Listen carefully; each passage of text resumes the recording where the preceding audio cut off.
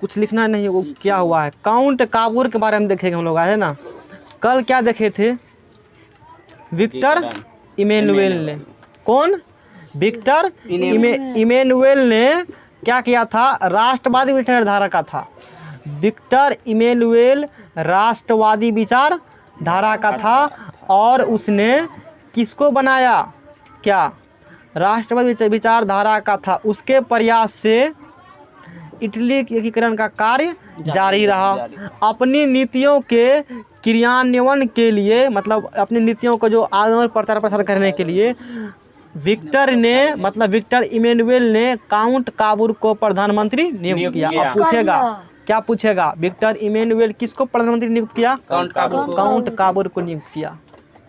बात समझ में आ गया ना। अच्छा, काबूर एक सफल कूटनीतिज्ञ एवं राष्ट्रवादी था। काबूर सफल कूटनीतिज्ञ बहुत राजनीतिक, मतलब समझते हो ना, छल बल बहुत जानता था वो ना, लेकिन राष्ट्रवादी था, अच्छा सोच का था, अपना काम अच्छा से करवाना वो जानता था। वह इटली के एकीकरण में सबसे बड़ी बाधा ऑस्ट्रिया को मानता था। एक क्वेश्चन पूछेगा, काउंट काबूर क्या मतलब सोचता था। काउंट काबूर सोचना ये था कि इटली की काउंट काबूर के अनुसार इटली की एकीकरण में सबसे बड़ी बाधक कौन है, ऑस्ट्रेलिया। एक ऑब्जेक्टिव निकलेगा इससे, जाकर देखना पूछा हुआ है। बात समझना गया ना, ये इम्पोर्टेंट ध्यान रखना इसको। तो गोल्डन नेम है। अतएव उसने ऑस्ट्रिया को, अब देखो सबसे बड़ी बाधा है, तो बाधा है तो बाधा को दूर करेगा ना। अब वो क्या किया, अतएव उसने ऑस्ट्रिया को पराजित करने के लिए, किसको पराजित करने के लिए, देखो इतिहास इसी प्रकार से पढ़ा जाता है, लाइन बाय लाइन, तभी पता चलेगा तुमको, नहीं तो एक लाइन छुटा तो गया। इतिहास है ना जी। हाँ सर। साइंस फिर से नहीं पढ़ा जाता है, साइंस में क्या है पता है, अपनी भाषा में समझना है। इतिहास लिखा गया इसी भाषा में, उसी भाषा को तुमको सीखना पड़ेगा टर्म को। साइंस में क्या करते हैं, टॉपिक लिखते हैं, अंदर के बाद अपनी भाषा में समझा देते हैं। इतिहास लिखा गया उसी को जानना है, सबका अलग अलग तरीका है पढ़ने का। इतिहास ऐसे ही लेने वाले, हम लोग को भी फैकल्टी जब पढ़ाते थे ना, इसी टेक्निक को अपनाते थे। पहले लिए इस प्रकार से पढ़ा दिए, है ना, और फिर एनसीईआरटी में क्वेश्चन सेक्शन है, क्वेश्चन से लिख कर समझा दिए, खत्म है, वो अपने याद हो जाता था। क्वेश्चन आंसर रटना नहीं पड़ता था। 11th में पढ़ेंगे तो ऐसे पढ़ाएगा, ऐसे ही पढ़ना, उससे क्वेश्चन आंसर पढ़ेगा तो तुम कभी कभी लिखेगा ना कोई मेंस का एग्जाम, तो नहीं लिख पाएगा क्वेश्चन आंसर। तुम कितना लगभग 2-4 पन्ना, तो तुमको 10 पेज, मतलब 10 लाइन लिखाया है, कितना तुम बना पाएगा। ऑनर्स में तो एक क्वेश्चन का तुम्हें लिखना पड़ता है, वो 2 लाइन में कितने बन पाएगा तुम्हारा, सोचो। सब विषय का तरीका होता है पढ़ने का, इतिहास इसी प्रकार से नियम है पढ़ने का। वो टाइम का महत्व तो बहुत बात उसके बाद है। अपना क्वेश्चन आंसर कर लिए, क्वेश्चन आंसर में थोड़े कुछ था, तुम मेरे कॉपी में देखने किए हो ना, सटीक आंसर लिखा, एक बार तो समझ में आता, कहता बहुत अच्छा है, बहुत ताली ठोकता है ऐसे। लेकिन वो ठगने वाला हमने काम, लेने वाले पढ़ेंगे। ये तो खैर कंपटीशन पॉइंट ऑफ व्यू उतना इम्पोर्टेंट नहीं है। इसको तो और पढ़ना है, लेने वाले किसको, भारत वाला को। क्यों, वो तो हर एक कंपटीशन में आएगा तुमको। वही तो निचोड़ है कंपटीशन। नहीं समझ में आ गया। हमको तो इससे कोई कंपटीशन मतलब वो नहीं है, हम तो सिर्फ ये कहते हैं कंपटीशन इंपॉर्टेंट नहीं है, क्वेश्चन आंसर कर लेते हैं, हमको उसी में फायदा होता है। तो हमको पढ़ने से घटे है, क्योंकि मेरे कंपटीशन का काम का ही नहीं है, एग्जाम में भी नहीं करेगा ही क्या करेंगे पढ़ करके। तुम लोग के लिए थोड़ा सा कुछ इधर उधर देखने लेते हैं एक बार पढ़ाने से पहले। तो अब देखो, अतएव उसने, तो देख लिया हम लोग। अब क्या किया, अतएव उसने ऑस्ट्रिया को पराजित करने के लिए फ्रांस के साथ दोस्ती का हाथ बढ़ाया। अब ऑस्ट्रिया करना है पराजित, क्यों, क्योंकि इटली एकीकरण में बाधक है, किसके अनुसार से, काउंट काबूर के अनुसार से। तो दुश्मन से करेगा ना, दुश्मन का दुश्मन दोस्त होता है। दुश्मन क्या होता है, दोस्त होता है। हिंदुस्तान का दुश्मन कौन है, पाकिस्तान और चाइना। इसीलिए चाइना पाकिस्तान दोस्त है, इसलिए चाइना पाकिस्तान दोस्त है। हिंदुस्तान का दुश्मन कौन है, पाकिस्तान, चाइना। ऐसे भी समझो, हिंदुस्तान का दुश्मन कौन है, चाइना। और चाइना का दुश्मन कौन है, अमेरिका। इसीलिए अमेरिका हिंदुस्तान दोस्त है। यही जियो पॉलिटिक्स वर्ल्ड में हो रहा है। बात समझ में आ गया ना, है। वर्ल्ड पॉलिटिक्स भी समझो, क्वेश्चन आंसर कुछ नहीं होगा ये तो एग्जाम पास करने के लिए है। धीरे धीरे तुम्हारा बेस बना देंगे हम, आगे दिक्कत नहीं होगा समझने में कोई भी चीज़ को।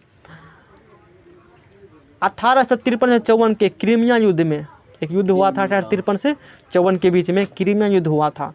काबुल ने फ्रांस की ओर से युद्ध में सम्मिलित होने की घोषणा कर दी, जबकि इसके लिए फ्रांस ने किसी प्रकार का आग्रह भी नहीं किया था। अपने मन से चल गया, बिना मांगे, बिना हेल्प मांगे मदद करने पहुंच गया। किसका मदद करने जी? फ्रांस का। कौन युद्ध में गया? क्रीमिया युद्ध में। कितना ईस्वी में? 53 में। कौन गया? काबुल गया। ऑब्जेक्टिव समझ में आएगा? जी सर। ऐसे ऑब्जेक्टिव बनता है, तुम खुद बना सकते, इंपोर्टेंट लाइन है। मतलब फ्रांस काबुल किया, अपने मन से चल गया। तुम जाओ। युद्ध किसके बीच में हो रहा था? फ्रांस और ऑस्ट्रेलिया के बीच में। उन्हें कहा फ्रांस तुम जाओ, नहीं, ये पहुंच गया। क्रीमिया युद्ध लड़ रहा था फ्रांस 1853 से 54 में, और काबुल पहुंच गया बिना पहुंचे, मदद किए हुए। अब तुमको भी रास्ते में मान लो कोई आदमी जा रहा है, ठीक है ना, और उसको तुम मदद थोड़ा सा कर दिया, बोरे गिरे थोड़ा बड़ा उठा दिया, उसको अच्छा नहीं लगेगा? अच्छा तुमको भी कुछ मदद कर देते हैं, नहीं लगेगा? और समझो साइकिल पे जाते हो हवा भरने के लिए, वो हवा भर रहा है, नहीं हो रहा है उससे, मान लो हो भी रहा, थोड़ा सा दिक्कत है, फिर भी काम कर रहा है, थोड़ा सा पकड़ देते हो, तुम भी भरवाने गए हो ना, तब तुमको भी वो पकड़ देता बिना कहे हुए। तो यही बात तो यहाँ भी हो रहा है जो तुम यहाँ देखते हो। यही तो विश्व इतिहास है, जो देख रहे हो वही अप्लाई कर दो, जोड़ दो उसी से। नहीं, बिना मांगे पहुँच गया तो जब तक, हाँ, तो तुम उसका काहे पकड़ा पंप, तुमको भी फायदा था ना। तुमने कहीं न कहीं दिमाग में था हम इसको मदद करेंगे तो हमको भी ये मदद करेगा। यही बात था काउंट का दिमाग में। चलो फ्रांस की मदद करते, युद्ध लड़ रहा है। आज भी अमेरिका यही काम कर रहा है, कुछ होगा कहेगा हम इसका फैसला करेंगे, हैं? तुम लड़ो हम बम देंगे, यही होता है। बिना दौल देले अब पहुंच जाएगा, ठीक है। अब देखो युद्ध जब समाप्त हुआ, तो युद्ध समाप्त होता है ना अभी भी, दोनों युद्ध कब समाप्त होता है? अब तुम्हारे पास लड़ने के लिए हथियार गोला बारूद नहीं बचा है, लड़ेगा खाक। किसी एक के पास अभी भी पावर है और दूसरे के पास नहीं है, पर सेकेंड और फर्स्ट वर्ल्ड पढ़ाएंगे, प्रथम विश्व युद्ध, द्वितीय विश्व युद्ध पढ़ाएंगे। एक देश जो भी था पूरा तबाह हो गया था, उसके पास कुछ है ही नहीं लड़ने के लिए, तो खाक लड़ेगा। हुजूर अब हमसे नहीं होगा, अब क्या करेगा? वो समझौता करेगा, यही करेगा जी। तो अब ये जीत गया, फ्रांस को सपोर्ट कर रहा था ये बाबू काउंट काबुल, पीछा से मतलब सुइया भोंक रहे थे, मदद कर दिया। अब देखो क्या होगा, युद्ध समाप्त हुआ तो पेरिस में समझौता हुआ, शांति समझौता, हम लोग शांति से रहेंगे। अभी भी यही होता है, दो इसको जो पहले हो चुका है, घर में लड़ाई होता है ना, बाद में क्या होता है? पंचायत। क्या ये पहले नहीं हो सकता था? हो नहीं सकता। इतिहास यही सीखने के लिए मिलता है। लड़ाई कोई झगड़ा का सॉल्यूशन नहीं है, लड़ाई कभी नहीं करना चाहिए। लास्ट में तुम शांति पर है, इसलिए पहले शांति कर लो, विनाश ही होगा इससे। देख सकते हो यहाँ पर हुआ ना, फ्रांस चल रहा है, फिर शांति कर रहा है, मतलब क्या हुआ? तो युद्ध की समाप्ति के बाद इतिहास यही सीखने के लिए मिलता है, जो पीछा हो चुका है तुम उससे क्या सीख रहे हो, क्वेश्चन आंसर कुछ तुम्हारा वाला होगा। युद्ध की समाप्ति के बाद पेरिस के शांति सम्मेलन में, पेरिस के शांति सम्मेलन कहाँ है? पेरिस फ्रांस में है, फ्रांस की राजधानी है। उसी पर नाम रखा गया है प्लास्टर ऑफ पेरिस। पेरिस से है। हाँ प्लास्टिक। हाँ, युद्ध की समाप्ति के बाद पेरिस के शांति सम्मेलन में फ्रांस तथा ऑस्ट्रिया के साथ पिडमाउंट को भी बुलाया गया। अब कहा होगा सर ये कहाँ से चला गया पिडमाउंट? लड़ाई हो रहा था ऑस्ट्रिया और फ्रांस के बीच में, वो तो एगो काउंट काबुल पहुंच गया बिना दौल देले मदद करने के लिए, हम दोनों मदद करेंगे, हैं? ये पिडमाउंट कहाँ का आ गया? याद करो पीछे पढ़ाए थे, जहाँ का राजा चार्ल्स एडवर्ड था सर। पिडमाउंट इटली का ही है, भाग है ना है। अब जैसे होता क्या है, अब मान लो अभी इंडिया बना दिया कोरोना वायरस का वैक्सीन, इन्हें कहेगा इंडिया बनाया, दिल्ली ने वैक्सीन बनाया, ऐसे मतलब वहाँ का जो सेंट्रल पावर है ना उसका नाम लिया जाता है। ये समझो बात को। अमेरिका में कुछ हुआ तो कहेंगे वाशिंगटन पोस्ट में ये न्यूज़ लिखा था, वाशिंगटन पोस्ट ने ये किया। मतलब जहाँ से सेंट्रल पावर होता है ना, सेंट्रल पावर, उसका नाम लिया जाता है। बात समझ में आ गया ना।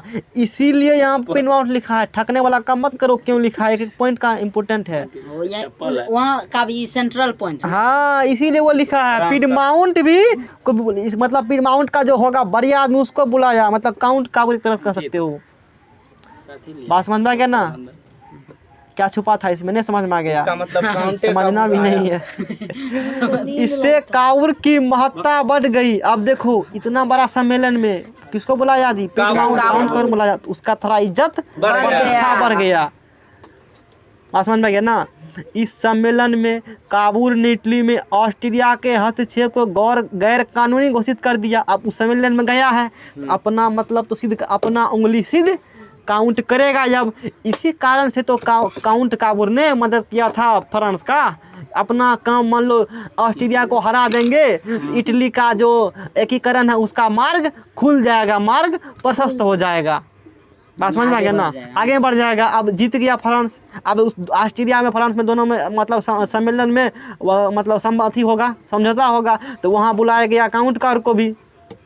तो काउंट कार सम्मेलन ने कहा ऑस्ट्रिया तुम जो इटली के एकीकरण हस्तक्षेप कर रहे हो ना, ये गलत बात है। उसको गैर कानूनी घोषित किया। कोई नियम कानून नहीं है, हमारा देश है तो हम जानेंगे ना, मेरा जनता जानेगा तुम कौन होते हो, तुम कौन होते हो। गलत बात है ये। अब तो मानना पड़ेगा। काहे? काउंट काबूर के साथ फ्रांस भी था ना। अरे नमक खिलाया है फ्रांस को, मदद किया है ना, तो नमक का श्रेय तो फ्रांस को देना है ना। जी सर। अब वही देगा। समझो इतिहास को, बड़ा अच्छा पेपर है इतिहास ना। भविष्य के बारे में जानने के लिए मिलते हो। साइंस में तो खूब फोर्स लगाते हो, केमिकल रिएक्शन कराते हो। समझ में आ गया ना। जिसके कारण संपूर्ण यूरोप का ध्यान इटली को गया। अरे ये क्या कर रहा है काउंट काबूर, तो बहुत बड़ा काम कर रहा है। सबका ध्यान उसकी ओर गया। जिसको पहले कोई पूछ न रहा था, उस सम्मेलन में भाग लिया है। नहीं समझ में आया? अच्छा, इस प्रकार इटली की समस्या को काबूर ने अपनी कूटनीति के बल पर यूरोप की समस्या बना दिया। पूरे यूरोप एक समस्या ना, छोटा सा समस्या बना दिया पूरा लोग का समस्या। अपना नहीं भरता है ना, फिर तो पूरा घर में लोग हलचल मचा देता है ना। हाँ सर, है सब्जी में दे दिया नमक, मान लो हालत खराब कर देगा सबको। जबरदस्ती कहेगा तुमको भी नहीं लगता है खाने में बढ़िया, अब तुमको कहेगा ठीक है, अब मान लो तुम कहेगा ना ठीक है ठीक है। इसी प्रकार से वो समस्या था इटली का, इसने मतलब बहुत दू का चार कर दिया, पूरा यूरोप की समस्या बता दिया, लूट लिया सब। सर एगो चीज पूछना, जैसे सर आप घर में लड़ाई होता है तो पंच बैठाता तो यानी गांव का समस्या बना देता हो, तब वही टाइप से उदय के निदान हो सकता था, अपने में भी नहीं हो सकता था, अपने में भी हो सकता था। मेन गांव का एक मुद्दा खराब है। बस समझ में आ रहा है इतिहास, कुछ सीख रहे हो सर, देश दुनिया को सुनवाइले। काबूर ने तब ना, इसलिए तुमको गाँव में कहता है मतलब कोई भी बुरबा करे पढ़ लिया, तुमको बुद्धि नहीं, इसी कारण से तुम तो 100 दिन क्वेश्चन आंसर किया है तो खाक तुमको पता चलेगा क्वेश्चन आंसर से। तो लिखल है, दे देंगे लिख लेना, और कहेंगे देखो ये है, ये तू तो 2 लाइन में खत्म हो जाएगा। काउंट काबर कौन थे इतने में लिखे है सब बात, निचोड़ सबका। और वही जब पढ़ लेंगे तुम खुद कहेगा इतना के बात। तुम देखो इतना के बाद 2 बिता हम पढ़ाएंगे ना, 1 बिता इस फेयर से तुमको 2 लाइन याद रहेगा। ये पढ़ाएंगे 5 बिता तो वो पूरा याद रहेगा, उसका 1.5 गुना तुमको ध्यान में, उसे तो बेसी लिख देगा। इतिहास मुझे रट्टा मारा गया, जैसे ये बता रहे हैं उनको छवेन के बहुत आसान विषय इतिहास है। वो क्वेश्चन आंसर मस्त वाला। काबूर ने नेपोलियन III से भी एक संधि की। अच्छा क्या वो नेपोलियन बोनापार्ट है, ये जो पहले था 1821 में उसका मतलब खत्म ना, तब ना मेटरनिक आया था। जी सर। सबको कहा तुम भी इस पर राज करो, उस पर राज करो। मेटरनिक का ही चांसलर था ऑस्ट्रिया, और मतलब ऑस्ट्रिया का चांसलर मेटरनिक था, नहीं था? हाँ सर। अच्छा, काउंट काबूर ने नेपोलियन III से भी एक, ठीक है टाइम लगता है पढ़ाने, हमको नहीं लगता है, वैसे करना चाहिए, फेर से पढ़ा देना चाहिए। काबूर ने नेपोलियन III से भी एक संधि की, उससे भी संधि किया, जिसके तहत फ्रांस ने ऑस्ट्रिया के खिलाफ पिडमाउंट को सैन्य समर्थन देने का वादा किया। मतलब ये नेपोलियन III कहाँ का था? फर्स्ट फ्रांस का था ना, था ना। उससे एक संधि किया। क्या किया उससे? संधि किया। क्या संधि किया? कि कल को कोई हम पर अटैक करता है या ऑस्ट्रिया अटैक करता है, आप हमको मदद करिएगा, आप हमको मदद कीजिएगा, सैन्य समर्थन दीजिएगा। अब बाद में किया भी ऐसा। अब बदला में अब मान लो फ्रांस से इस प्रकार का संधि किया तो कुछ उसको देना पड़ेगा ना, वैसे संधि होता है। छूछे हाथ छूछे कुछ देंगे। देखो क्या दिया, बदले में नीस और सेवाय नामक 2 रियासत काबूल ने फ्रांस को दान देना स्वीकार किया। दान दिया, देखो क्या दिया,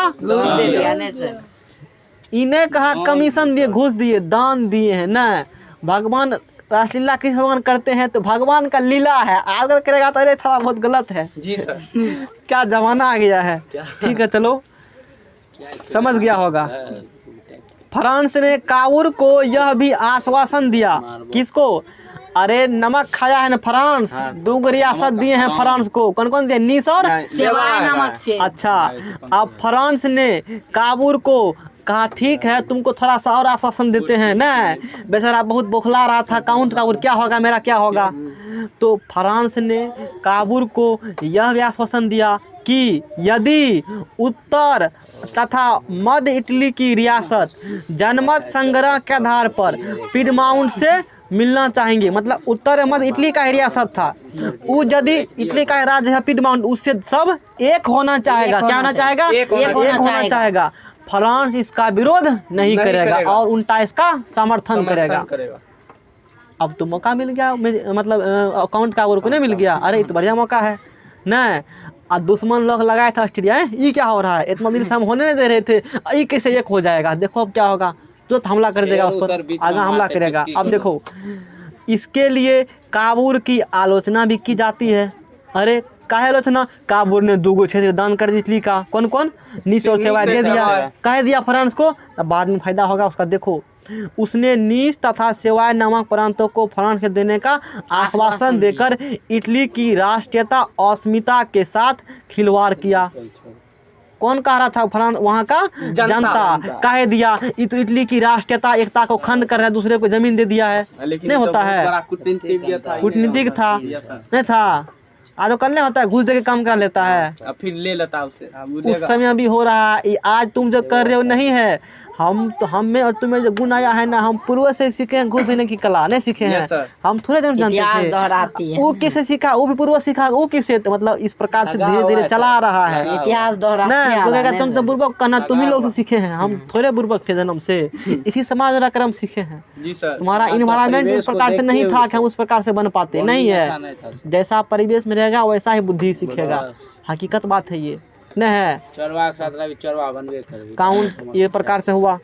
परंतु यह तथ्य भी बहुत महत्वपूर्ण है कि तब तक इटली एक राष्ट्र के रूप में उभरा भी नहीं था जब सेवाय और नीस नामक 2 स्थान रियासत में दिया था फ्रांस को काउंट काबूल। उस समय पूरा इटली जो अभी देख रहे हो एक नहीं था, भीतर भीतर था, राजा महाराजा अलग अलग पार्ट में, पोप था, उस प्रकार कुछ समथिंग था, हम लोग पढ़े थे आगे, समझ में आ गया ना।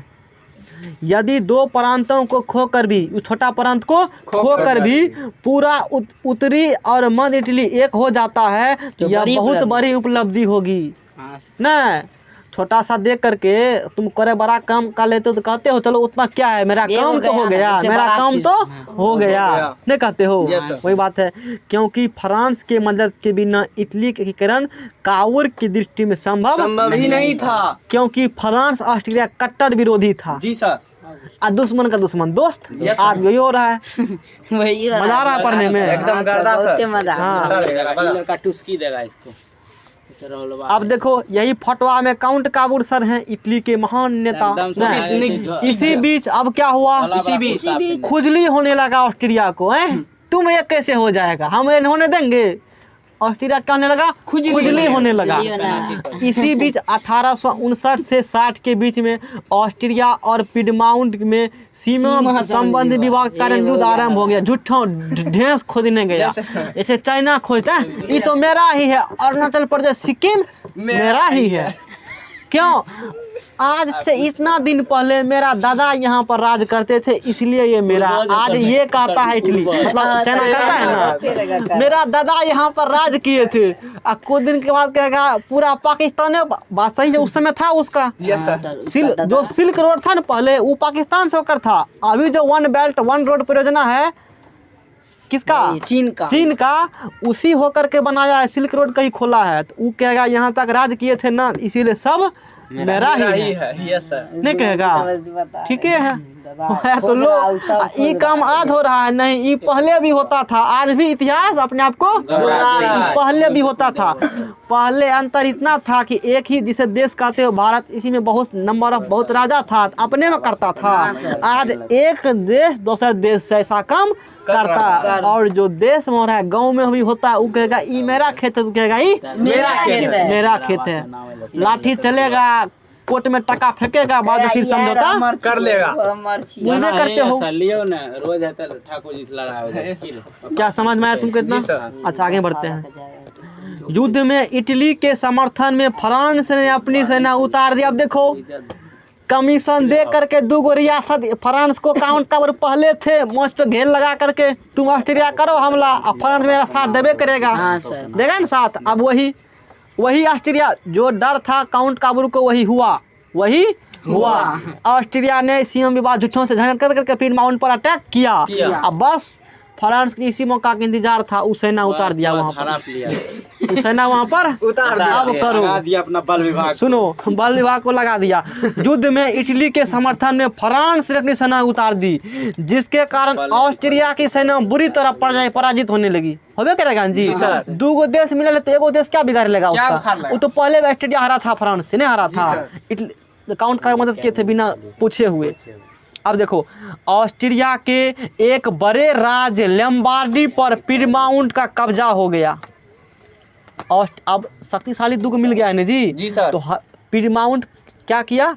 लंबार्डी पर कब्जा कर लिया, जो कि ऑस्ट्रेलिया का एक राज्य था। जी सर, बड़े राज्य था। एक तरफ तो लड़ाई लंबी होती जा रही थी, दूसरी तरफ नेपोलियन इटली के राष्ट्रवाद से घबराने लगा था। जी सर। नेपोलियन जो थर्ड है उसके बारे में कह रहा है, वो इटली के राष्ट्रवाद से घबराने लगा था। क्यों? क्योंकि उत्तर और मध्य इटली की जनता काबूल के समर्थन में बड़े जन से लागू रूप में एकीकरण के लिए आंदोलन रत थी।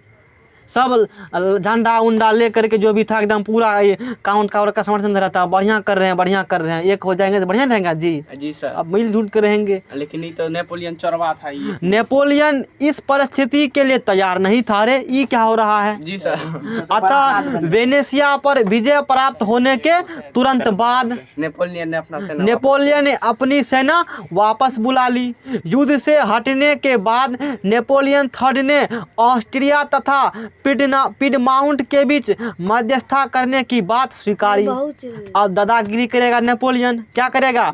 ऑस्ट्रिया और पीडमाउंट के बीच मध्यस्थता करने की बात स्वीकारी। इसी तरह संधि के अनुसार दोनों में क्या होगा? संधि होगा। लंबार्डी पर पीडमाउंट का अधिकार होगा। लंबार्डी पर किसका अधिकार होगा? और वेनेशिया पर ऑस्ट्रिया का अधिकार माना गया। मतलब दोनों इस प्रकार से कुछ भी कब्जा किया था, कुछ भी कब्जा किया, इस प्रकार से काम हुआ। अंततः एक बड़े राज्य के रूप में इटली सामने आया, है ना जी सर, सामने आया। परंतु काबूल का ध्यान मध्य तथा उत्तर इटली के एकीकरण पर था। देखो काबूल का ध्यान था मध्य और उत्तर इटली एकीकरण में था, और उत्तर वाला। अतः उसने नेपोलियन को सेवा प्रदेश देने का लोभ देकर, नेपोलियन के क्या लोभ दिया? सेवा प्रदेश देने का लोभ देकर ऑस्ट्रिया पीडमाउंट युद्ध में फ्रांस के निष्क्रिय रहने तथा इटली के राज्यों का पीडमाउंट में विलय का विरोध नहीं करने का आश्वासन ले लिया। घूस दे दिया उसको जी सर। हाँ, सेवा एक क्षेत्र दे करके। समझ में गया ना? बिना घूस का काम होता है? आज भी नहीं होता है, पहले भी नहीं होता था। हाँ सर, पहले भी नहीं होता था। कहाँ हुआ है? तो अभी क्या पढ़ा है? बिना घूस का काम दिन से नहीं होता। सो रहा था रात में, भगवान कृष्ण के साथ लीला रस लीला किए थे। बदले में नेपोलियन ने यह शर्त रख दी कि जिन राज्यों का विलय होगा, अब नेपोलियन भी कुछ सोचेगा ना जी, विलय मतलब क्या होगा सर? एक हो जा, वहाँ जनमत संग्रह कराए जाएंगे। क्या कराए जाएंगे? जन्म संग्रह। चूंकि उन रियासतों की जनता पिडमाउंट के साथ थी, इसीलिए काबूल ने कूटनीति का परिचय, इसीलिए कहा गया बहुत बड़ा कूटनीति थे इसी है ना, देते हुए इसे स्वीकार कर लिया ना। कहा ठीक है हम कराएंगे जन्म संग्रह। उसको पता था सब जनता तो मेरे ही पक्ष में है, करा लो, सब हम ही को मतलब सपोर्ट करेगा ना। ठीक है। 1860 से एक्सिट में काबूल ने सिर्फ रोम को छोड़कर उत्तरी तथा मध्य इटली की सभी रियासतों परमाम, मोडेना, टस्कनी आदि सब को मिला लिया तथा जनमत संग्रह करके से भी पुष्टि कर। चलो ठीक है, जनमत संग्रह मतलब जनता के मत से। बात समझ में आ गया इतना? जी सर। ऑस्ट्रिया भी फ्रांस तथा इंग्लैंड द्वारा पिडमाउंट को समर्थन के भय से कोई कदम नहीं उठा सका। अब ऑस्ट्रिया भी अब उसको सपोर्ट कर रहा था, फ्रांस तथा इंग्लैंड द्वारा पिडमाउंट मतलब उसको सपोर्ट मिल रहा था ना। तो ऑस्ट्रिया अब क्या करेगा? मतलब एगो के चक्कर दूगो दुश्मनी मोल लगा ऑस्ट्रिया, कहे इतना बुर्बक तो नहीं है ना।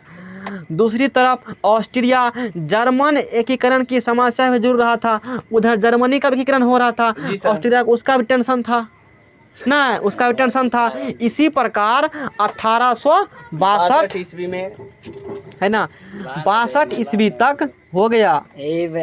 ठीक है सुनेगा, 1862 ईस्वी तक दक्षिण इटली रोम तथा वेनेशिया को छोड़कर दक्षिण, क्योंकि उसका तो काउंट काबर को तो मध्य इटली और उत्तरी इटली पर ध्यान था ना। सर इधर तो ध्यान था नहीं, इसीलिए उन दोनों का तो मतलब एकीकरण हो गया, लेकिन इन दोनों राज्य बच गया। इसको गेरिबाल्डी पूरा करेंगे कला करके ना।